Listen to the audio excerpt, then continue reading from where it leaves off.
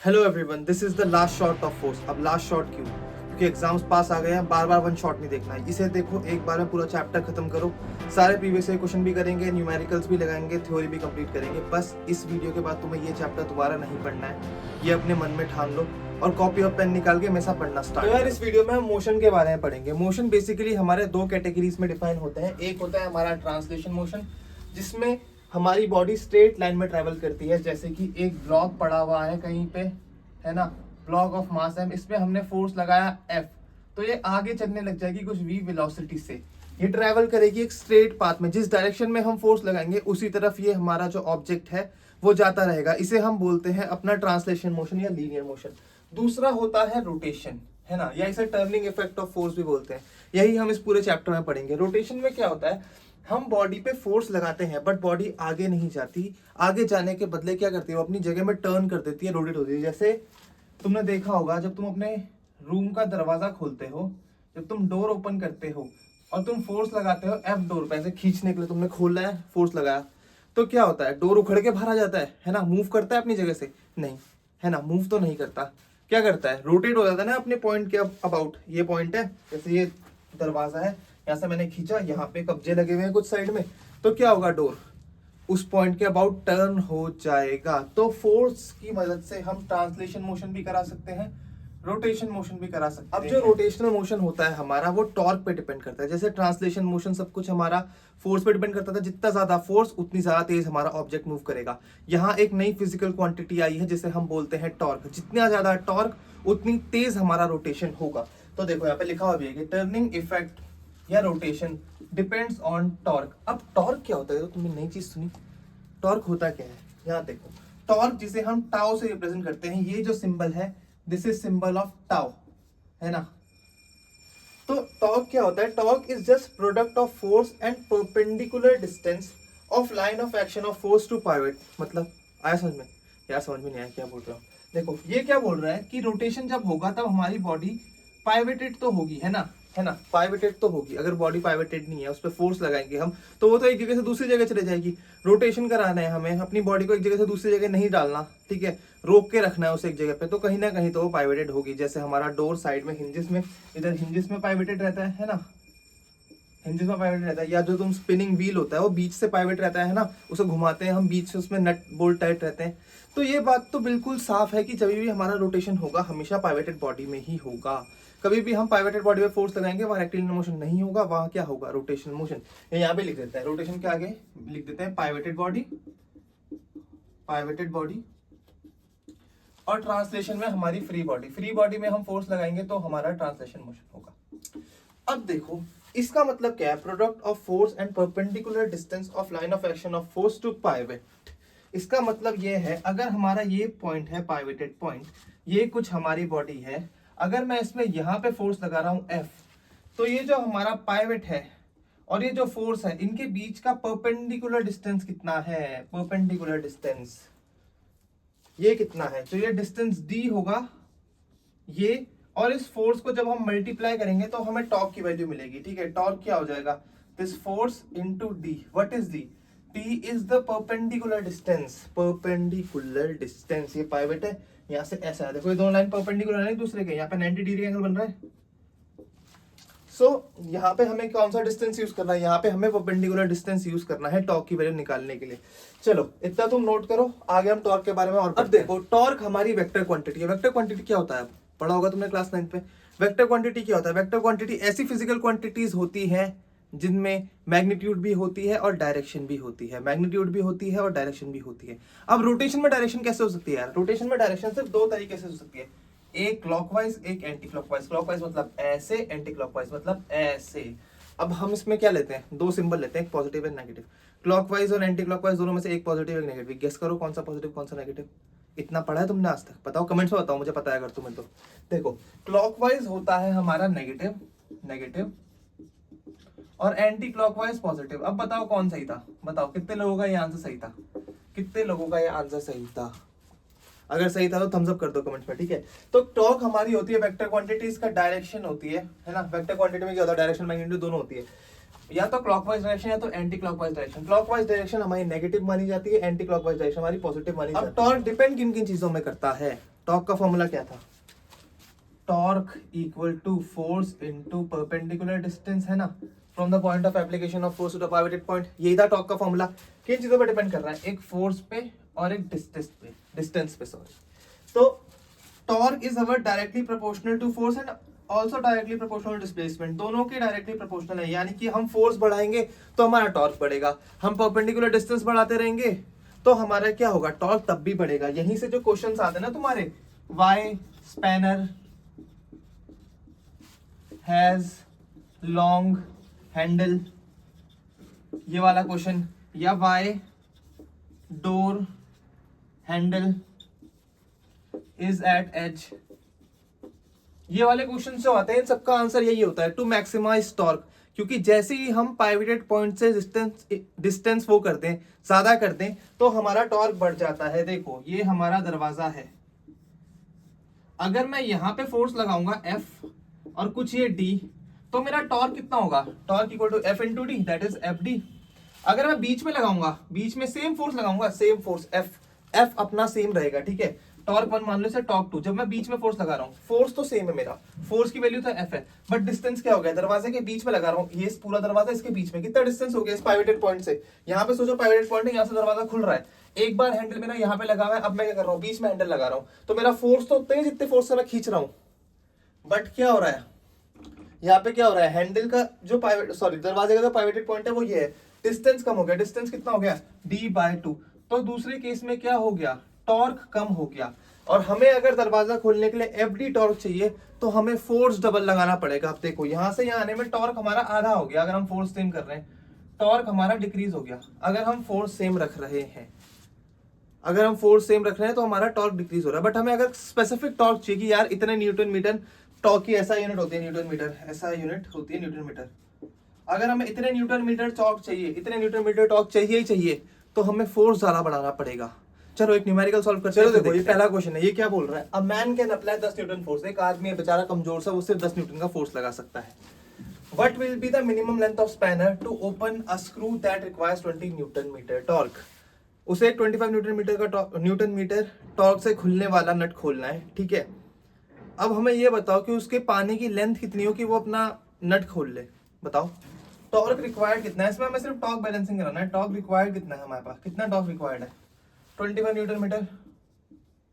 हम टॉर्क लगा कितने पा रहे हैं? टॉर्क वी हैव टॉर्क हम पे कितना है, या हमें जितना चाहिए, मतलब अभी कितना है? अभी हमें सिर्फ पता है कि 10 न्यूटन का हम फोर्स लगा रहे हैं, तो टॉर्क की वैल्यू F इंटू डी होती है। हमें फोर्स पता है 10 है, डी को हम डी ही छोड़ देते हैं क्योंकि हमें डिस्टेंस तो निकालनी है स्पैनर की। डी को हमने डी छोड़ दिया, डिस्टेंस हम अभी बताएंगे, क्वेश्चन ने पूछा है ना, अभी हम बताएंगे, आराम से बताएंगे, है ना। तो हमें जितना टॉर्क हमारे पास है वो क्या है? 10D, क्योंकि स्पैनर की जो लेंथ है वो फिक्स नहीं है ना, हमें लेंथ ही बतानी है, कितना लंबा करो तुम, चाहे तुम 100 मीटर कर लो, है ना। तो 10D is what we have and 25 newton metre is what we required. तो हम क्या करेंगे? 10 से 25 को डिवाइड करो, यहाँ से जो D की वैल्यू आएगी दैट विल बी 2.5 मीटर। क्या आ गया यहाँ से D की वैल्यू? अब देखो 10 न्यूटन का फोर्स लगा रहे हैं, 25 न्यूटन मीटर का नट खोलना है, 2.5 मीटर लंबा, मतलब इससे भी बहुत लंबा स्पैनर चाहिए, इतना लंबा पाना चाहिए उन्हें। चलो ये केस तो हो गया कि हमें अगर स्पैनर की लेंथ कितनी है, तो ये लेंथ हमारी कितनी आ गई? 2.5 मीटर, क्योंकि हमने फोर्स तो बिल्कुल एज पे ही लगा रहे हैं ना, बिल्कुल एज में फोर्स लगा रहे हैं, मिनिमम लेंथ चाहिए हमें, ठीक है। तो बिल्कुल एज में फोर्स लगा रहे हैं, ये हमारा पाइवोटेड पॉइंट है जिस स्क्रू को हमने खोलना है, यही इसी के अबाउट तो रोटेट होगा स्पैनर। देखो इस पॉइंट के अबाउट ऐसे रोटेट होगा, तो दिस इज अवर पाइवट वो पॉइंट होता है जिसके अबाउट रोटेशन हो रहा होता है, this is our pivoted point. And what is this is our force where we are acting, और जो टोटल लेंथ है that is equal to 2.5 metre. अब दूसरे केस में क्या बोल रहा है? If length of spanner is 1 metre what will be force required. यहीं से तुम्हें पता चलेगा कि अगर हम लेंथ कम कर देते हैं तो हमें ताकत ज्यादा लगानी पड़ती है, इसीलिए हम लंबे लंबे पानी यूज करते हैं ताकि ताकत कम लगानी पड़े। देखा होगा ना तुमने रील्स में या कहीं तो देखा होगा, जो बड़े बड़े ट्रक होते हैं उनके जो पहिए चेंज करने होते हैं ना, टायर जब चेंज करने होते हैं, इतने लंबे लंबे स्पैनर होते हैं, उसमें लोग ऐसे चढ़ चढ़ के लात मारते हैं तब खुलता है वो। कार के जैक में भी जो इतनी लंबी रॉड होती है उसे घुमाते तब जैक ऊपर जाता है। इतनी भारी कार उठा ले रहे हो तुम उससे, सिर्फ क्या करके? हल्का हल्का हल्का हल्का फोर्स लगा के। इतनी जान तुम्हारे अंदर है नहीं है? कौन कर रहा है ये जैक कर रहा है। कौन सा प्रिंसिपल लग रहा है यहाँ पे? ये टॉर्क वाला। क्यों? लेंथ बढ़ा दो, है ना, फोर्स कम लगाना पड़ेगा, टॉर्क तो उतना ही जनरेट होगा। चलो अब इसमें केस में देखते हैं, अगर 1 मीटर हमने स्पैनर की लेंथ कर दी तो हमें फोर्स कितना रिक्वायर्ड होगा। तो हमें अभी भी 25 न्यूटन मीटर का टॉर्क चाहिए, ठीक है। अब हमें फोर्स नहीं पता, हमें लेंथ पता है, डी की वैल्यू 1 मीटर है, एफ पता नहीं, तो टॉर्क क्या होता है एफ डी, एफ की जगह एफ ई है क्योंकि हमें पता नहीं है, और डी क्या है 1, तो F equal to 25 newton. Simple answer आ गया, 25 न्यूटन फोर्स लगाना पड़ेगा।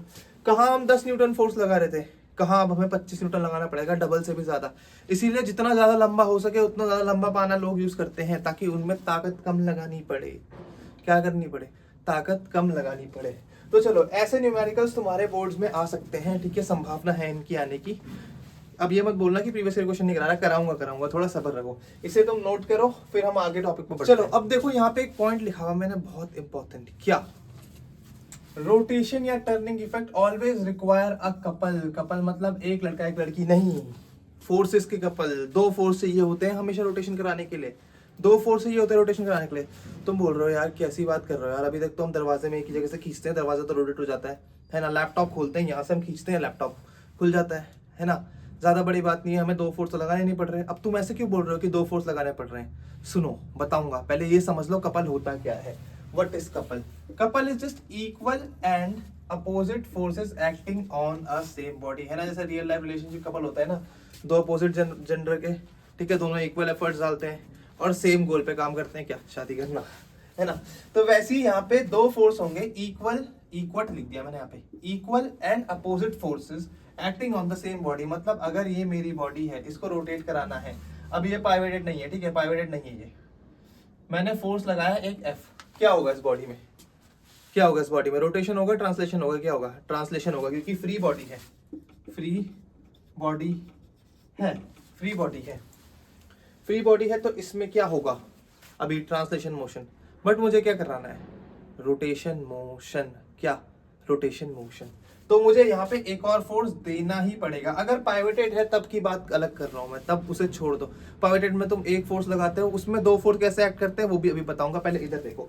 तो अभी फ्री बॉडी को रोटेट करना होता है तो दो equal and opposite forces act करते हैं, तभी यहाँ पे रोटेशन होता है, तभी क्या होता है यहाँ पे, रोटेशन।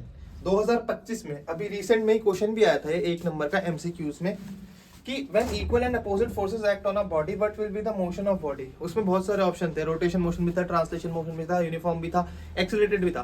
तुमने किसी ने एक्सीलरेटेड कर दिया होगा यार कि फोर्स लगता है तो भाई एक्सीलरेशन होता है, बट नहीं, जब equal and opposite forces act करते हैं तो हमेशा क्या होगा, रोटेशन, हमेशा रोटेशन। चलो अब बात आ जाती है उसकी कि जब हम दरवाजा खोलते हैं, हम एक फोर्स लगा रहे हैं, दरवाजा खुल कैसे रहा है, रोटेट हो कैसे रहा है, टर्न हो कैसे रहा है, बताओ। ये तुमने एक फोर्स लगाया एफ दरवाजा खोलने के लिए या बंद करने के लिए, जैसे भी है, एक फोर्स लगा दिया एफ, दरवाजा टर्न हो गया, दरवाजा टर्न हो गया, कैसे हो गया, दूसरा फोर्स तो कहीं है नहीं, दूसरा फोर्स तो कहीं है नहीं, है भाई दूसरा फोर्स, कहाँ है दूसरा फोर्स? ये जो यहाँ पे हिंजेस होते हैं, ये हिंजेस जो ये पाइवोटेड पॉइंट है, these provide equal and opposite force, है ना। कपल में ये तो कभी नहीं बोला कि दोनों फोर्सेस सेम इंसान लगाएगा, ये बोला था कि सेम बॉडी पे लगेगी, लेकिन लगा कोई भी सकता है।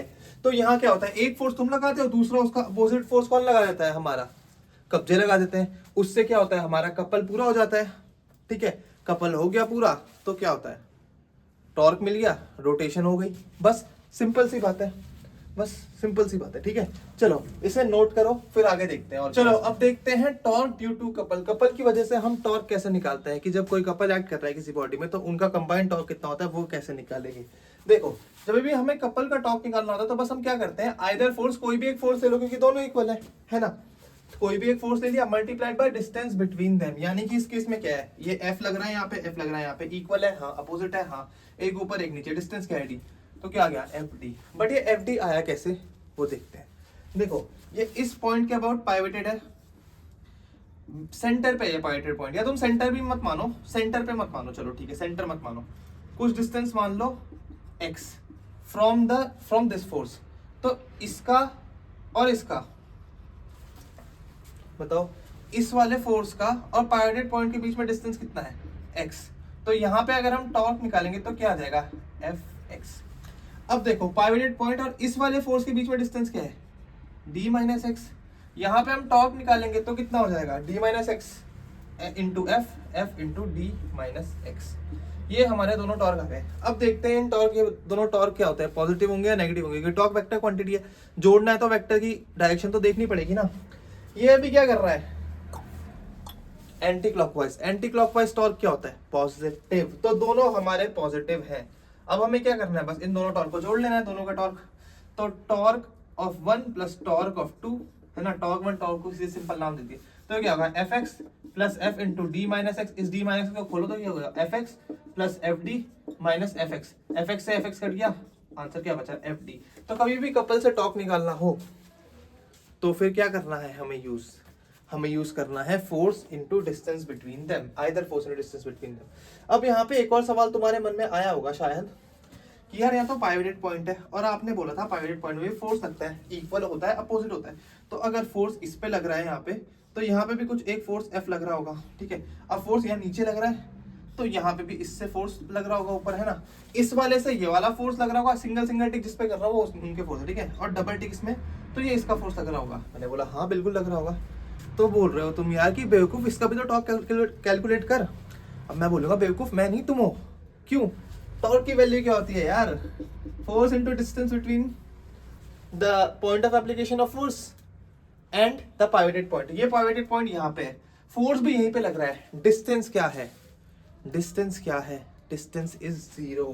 डिस्टेंस की वैल्यू 0 है तो टॉर्क क्या हो गया, 0। यही होती है condition to make torque 0। Torque 0 बनाने की सिर्फ 2 कंडीशन है। पहला, या तो तुम फोर्स से, 3 कंडीशन है। पहला, नो फोर्स, टॉर्क बराबर 0 की 3 condition, no force, force at pivot,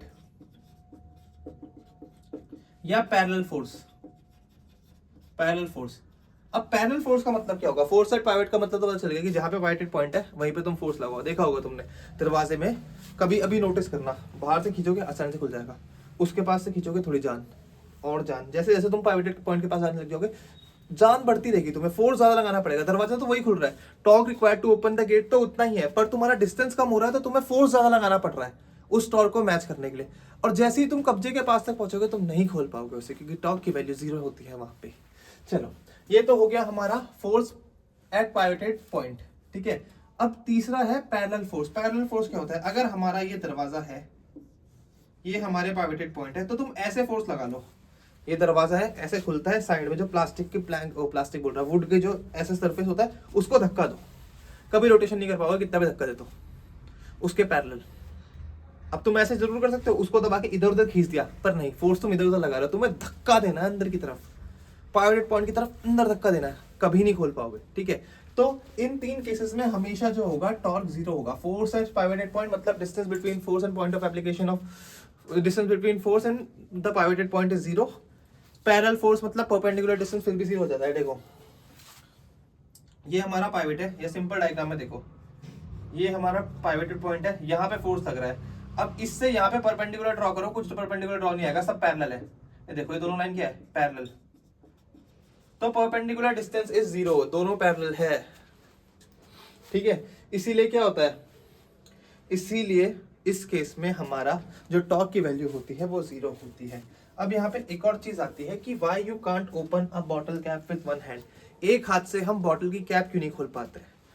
उसका आंसर भी यही है भाई, couple.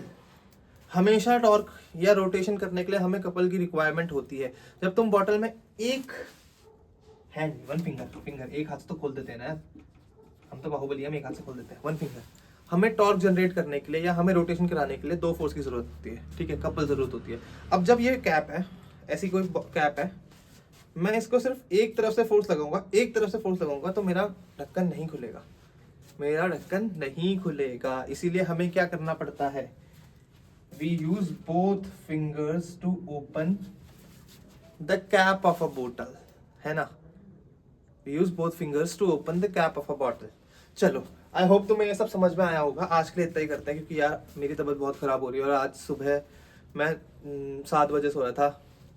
I hope you like the video, अगर अच्छी लगी होगी तो प्लीज़ चैनल सब्सक्राइब कर लो और टेलीग्राम में आ जाओ, वहाँ तुम्हारे सारे डाउट्स मैं सॉल्व कर दूंगा, ठीक है। बस तुम्हें क्या करना है, अभी ये जो नोट्स बनाए इनको रिवाइज करना है। कल की वीडियो में हम सिर्फ एक कॉन्सेप्ट और पढ़ेंगे और सारे प्रीवियस क्वेश्चन इसके खत्म कर लेंगे। तब तक के लिए ऑल द वेरी बेस्ट। इसको प्लीज़ रिवाइज कर लेना और नोट्स बना लेना। Bye bye.